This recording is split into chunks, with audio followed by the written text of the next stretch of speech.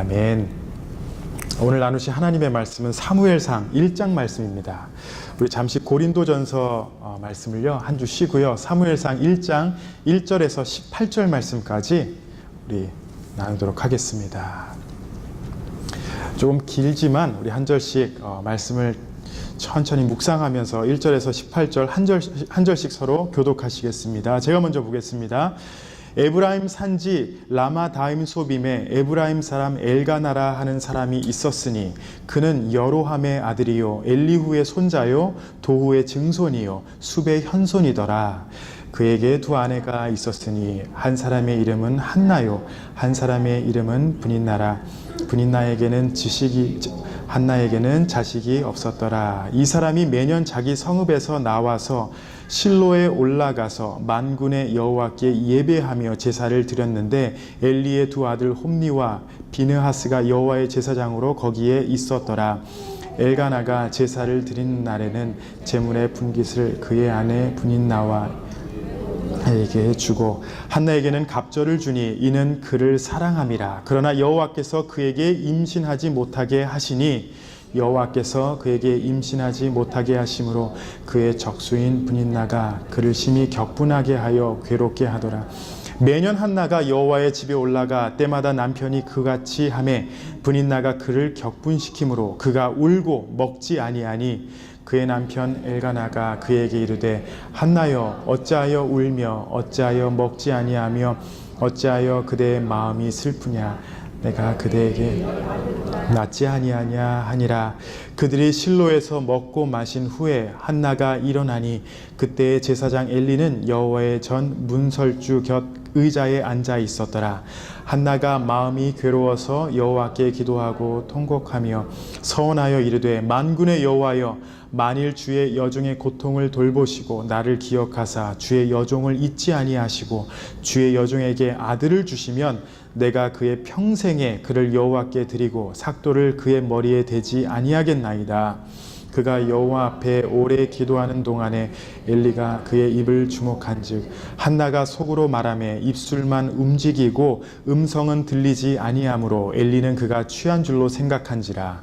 엘리가 그에게 이르되 내가 언제까지 취하여 있겠느냐. 포도주를 끊으라 하니 한나가 대답하여 이르되 내 주여 그렇지 아니하니이다. 나는 마음이 슬픈 여자라. 포도주나 독주를 마신 것이 아니요 여호와 앞에 내 심정을 통한 것뿐이오니 당신의 여종을 악한 여자로 여기지 마옵소서. 내가 지금까지 말한 것은 나의 원통함과 격분됨이 많기 때문이니라 하는지라.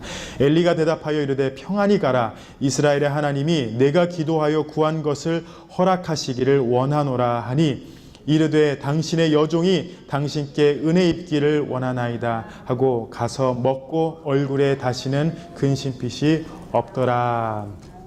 아멘. 우리가 새벽 시간을 통해서 지금 여호수아 말씀을 나눴습니다. 새벽 시간에도 우리가 나눴는데 이스라엘의 도시 하면은 어떤 도시가 떠오르냐라고 제가 질문을 한 적이 있는데 예루살렘을 많이 말씀하십니다. 그런데요, 가나안 땅을 점령한 후에 여호수아 때서부터 이 사사기 시대까지 가장 중심적인 도시가 예루살렘이 아니라 바로 실로라는 곳입니다. 오늘 이 말씀 가운데 실로라는 곳에서 한나와 그의 남편과 같이 이렇게 하나님 앞에 예배드리러 제사를 드리러 가는 그 장면이 등장하는데요. 이 사무엘상의 시대를 보시면은 이스라엘 백성이 가나안 땅을 정복하고 사사시대를 지내고, 이 말씀은 사사시대의 마지막 때라고 할 수 있는 그 시기라고 여러분들 이해하시면 됩니다. 다음 주 목요일서부터는 우리가 사사기 말씀을 나누는데요. 이 사사기 시대는 여호수아의 죽음 이후서부터 그리고 이스라엘의 첫 번째 왕인 사울 때까지의 약 350년의 세월을 사사기 시대라고 합니다. 사사시대. 이 350년의 사사시대는요, 우리가 잘 알다시피 많은 실패가 있었습니다. 그리고 이스라엘 백성이 타락을 해요. 그리고 타락하는 가운데 우리의 구원이 하나님밖에 없습니다 라고 다시 한번 회개하면서 하나님 앞에 나아갑니다.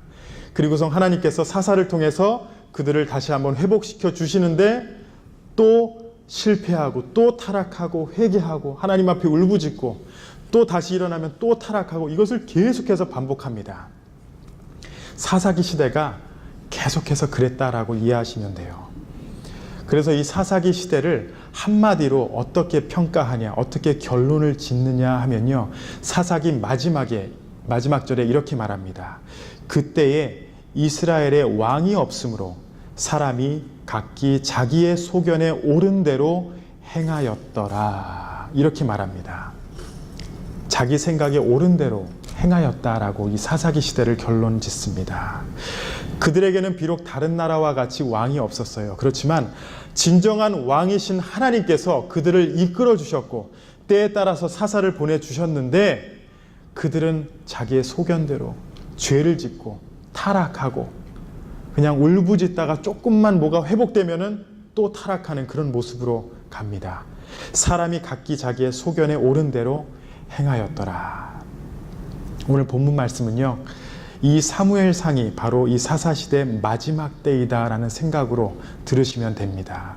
얼마나 그 시대가 타락했는지를 잠시 한번 설명을 해드리면요. 사사기 19장을 보시면은 예배를 인도하던 레위 지파 사람이 첩을 두고 있었다라고 합니다. 쉽게 이해하시려면요.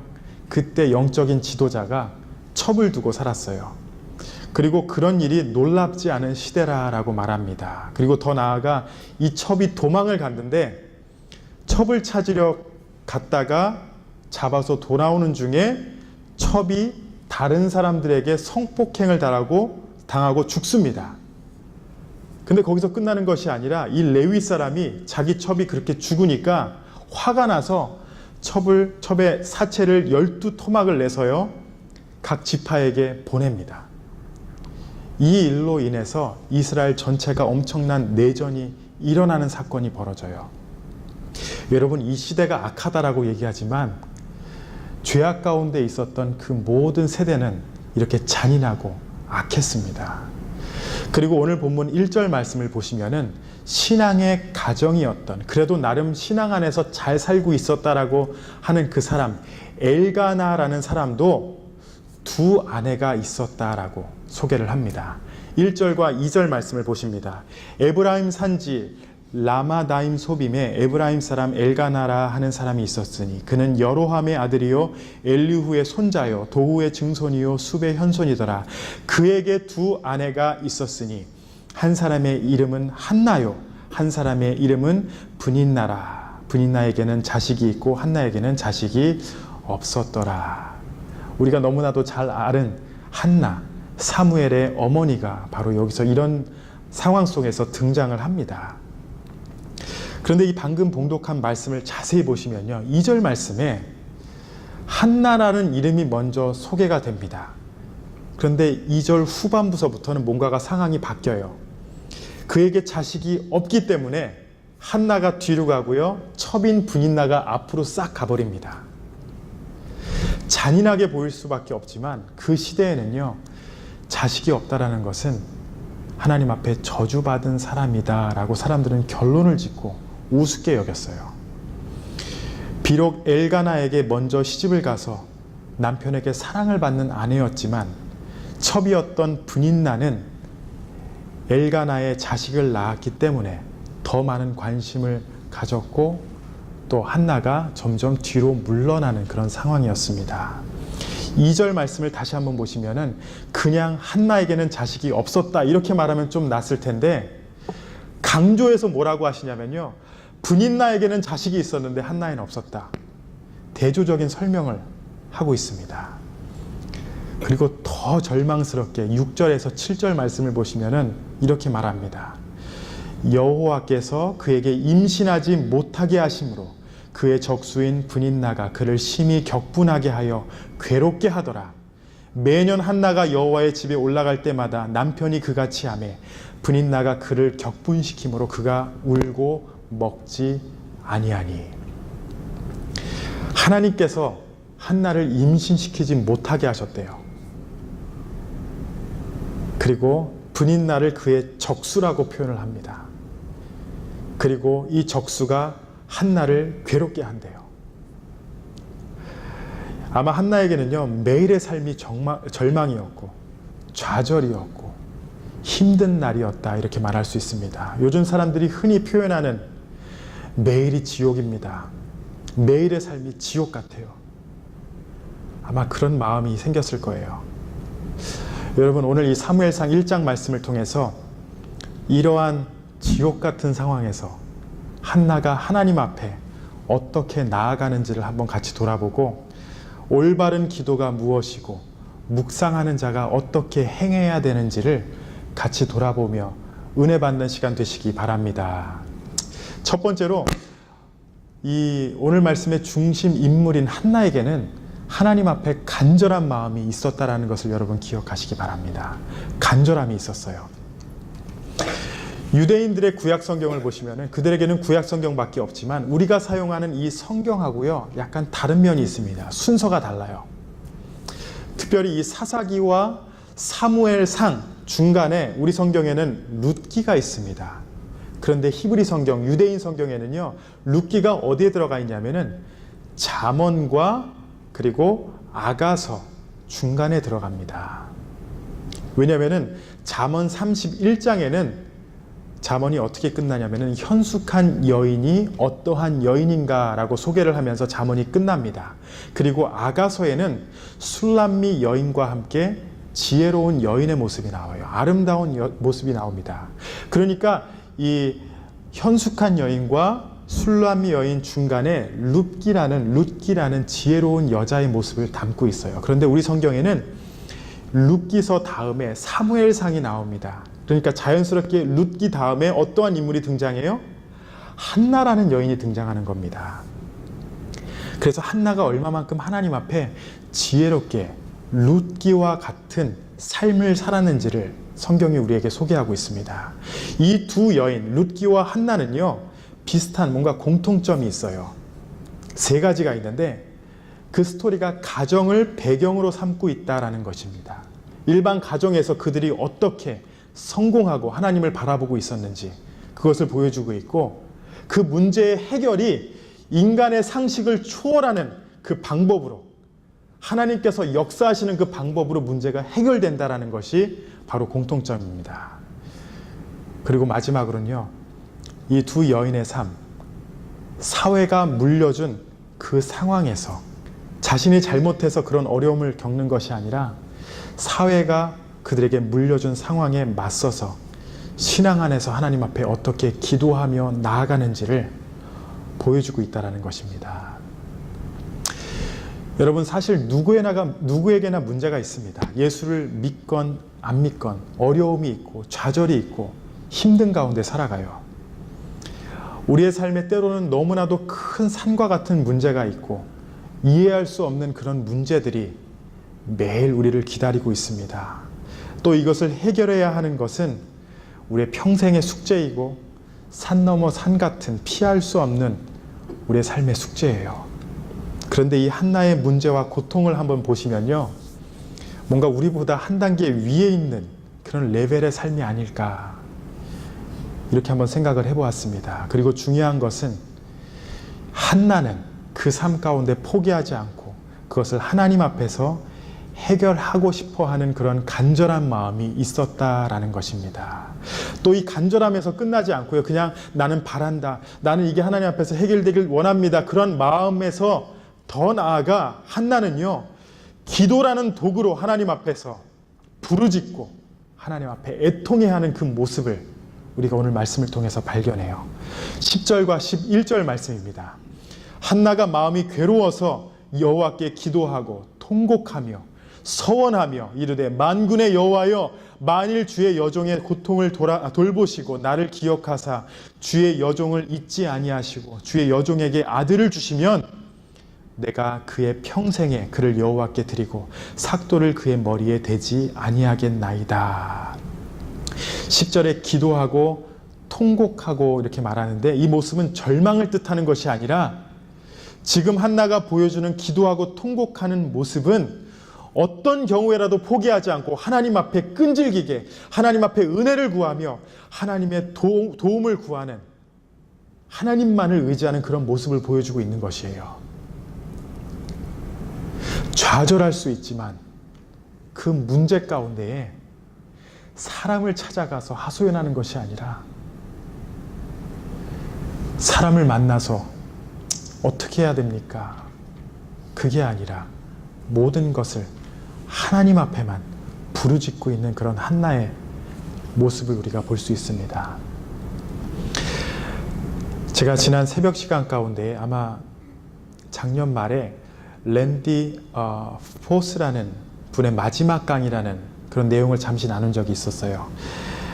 이분이 아무 문제 없이 잘 살고 있다가 정말 완벽한 삶을 누리고 있다가 췌장암이라는 그런 췌장암 말기라는 그런 진단을 받게 되고 그가 마지막 강단에 서서 강의를 하고 또 그게 유튜브에 굉장히 유명하게 떴습니다. 그리고 책으로 나왔는데 그가 이러한 간증을 하며 학생들에게 말합니다.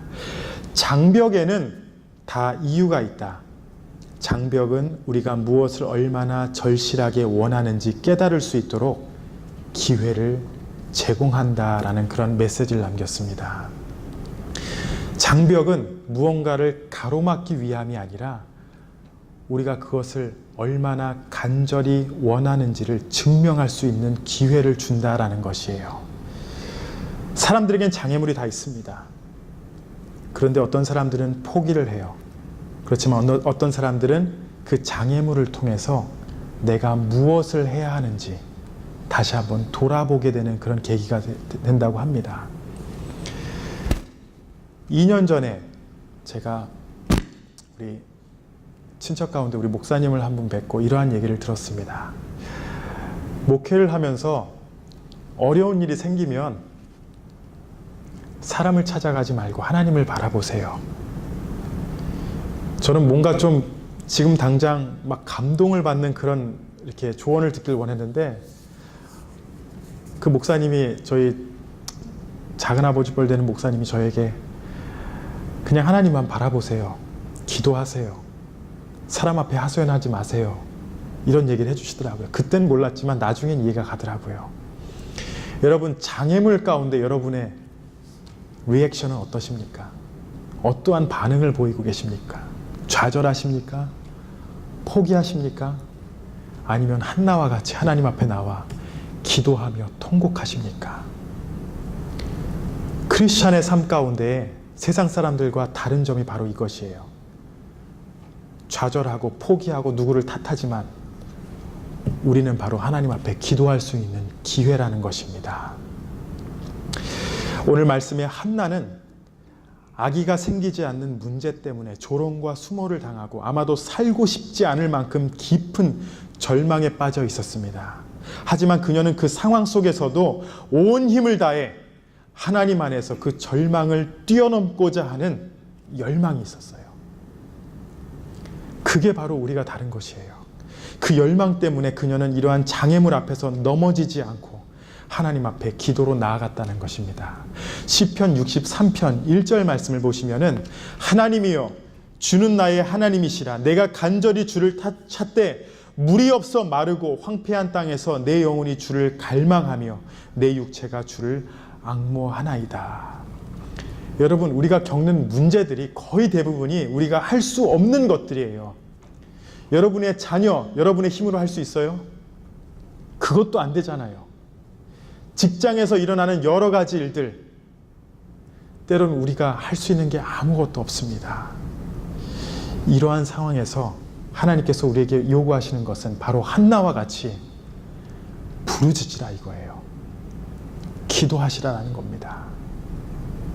여러분, 장애물이 있을 때 기도로서 하나님 앞에 나아가신 우리 모든 성도님들이 되시기를 바랍니다. 두 번째로요, 우리는 한나의 기도를 통하여 절망적인 자신의 마음을 사람이 아닌 누구와 나눠야 돼요? 하나님 앞에 먼저 나눠야 합니다. 제가 좀 전에 말씀드린 것과 같이 누가 나를 좀 이해해 줬으면 해. 사람들을 통하여 좀 위로받길 원하는 게 있어요. 조금이라도 위로를 받으면 괜찮아지는 것 같기 때문에. 그러나 여러분 그게 완벽한 게 아니잖아요. 하나님 안에 답이 있습니다. 하나님 안에 답이 있기 때문에 우리는 하나님 앞에 나아가 기도하는 것입니다. 15절 말씀을 보시겠습니다. 한나가 대답하여 이르되 내 주여 그러지 아니하니이다. 나는 마음이 슬픈 여자라. 포도주나 독주를 마신 것이 아니요 여호와 앞에 내 심정을 통한 것뿐이오니. 여러분 14절 말씀부터 보시면 참 재밌는 일이 생겨요. 한나가 너무나도 고통스러워서 성전에서 기도하는데 영적 지도자인 엘리 제사장이 와서 한나에게 이렇게 얘기합니다. 아침부터 술 드셨습니까? 아침부터 술 마시고 왜 술주정하십니까? 여러분 만일 이러한 상황이 지금 벌어졌다면은 그 목사는 쫓겨나고 아마 신문에 났을 것이에요. 성도가 고통을 당하고 힘들어서 기도하는데 영적으로 깨어있지 못해서 그것을 잘못 판단하고 술 드셨어요? 뭘 지금 이런 식으로 기도하세요? 만약에 제가 이런 식으로 얘기했다. 어떠한 반응이 나타나겠습니까? 그런데 이 엘리 제사장이 한나에게 이렇게 얘기한 것입니다. 이만큼 그 사사 시대에는 영적 지도자들이 이렇게 타락하고 있었던 것입니다. 다시 15절 말씀을 보시면 마지막 부분에 여호와 앞에 내 심정을 통한 것뿐이오니, 이 부분을 좀 더 정확하게 번역을 하자면요, 여호와 앞에 자신의 상하고 아픈 마음을 쏟아놓는 것, 하나님 앞에 다 쏟아 부었다라는 것이에요. 이러한 삶 가운데 하나님께서 그의 기도를 들어주시고 그녀의 태를 열어주셨습니다. 그리고 성경에서는요, 이 상황을 어떻게 기록하냐면은 여호와께서 그를 생각하신지라 라고 기록을 합니다. 오늘 본문의 구절들을 한번 잘 보세요. 한나는 하나님과 소통했다라는 것을 우리가 잘 알 수 있습니다. 18절 말씀까지 다시 한번 여러분들 묵상하시다 보면요, 하나님과 소통하는 그런 한나의 모습을 볼 수 있어요. 그리고 봉독하진 않았지만 19절 말씀을 보시면은 이렇게 나옵니다. 그들이 아침에 일찍이 일어나 여호와 앞에 경배하고 돌아가 라마의 자기 집에 이르니라. 엘가나가 그의 아내 한나와 동침하매 여호와께서 그를 생각하신지라. 여호와께서 한나를 생각하신지라. 한나는 그냥 뭐 하나 얻고자 통곡을 한 것이 아니라 자신의 마음을 알아주지 않는 이 시대 앞에서, 사람들은 나를 못 알아주지만 하나님은 아실 거야, 하나님께서는 나를 응답하실 거야 라는 그 마음으로 하나님 앞에 나아갔을 때에 하나님께서는 그를 생각하신지라 라고 말합니다. 다시 한번 말씀드리지만 우리에게 삶에 있는 평생의 숙제가 무엇이냐면요, 우리에게 있는 모든 문제들, 그런 고난 가운데서 주 안에서 어떻게 이겨내느냐라는 것입니다. 그런 고통은 피할 수가 없어요. 문제들은 피할 수가 없어요. 장벽은요, 피할 수 없어요. 여러분들이 좌절하거나 아니면 여러분들이 그 상황을 통해서 하나님밖에 없다, 내가 기도하지 않았구나, 내가 하나님과 소통하지 않았구나라는 것을 깨닫고 하나님 앞에 나아가는 것, 둘 중에 하나입니다. 한나는 그 가운데에 기도로 하나님께 그의 심정을 고백하며 나아갑니다.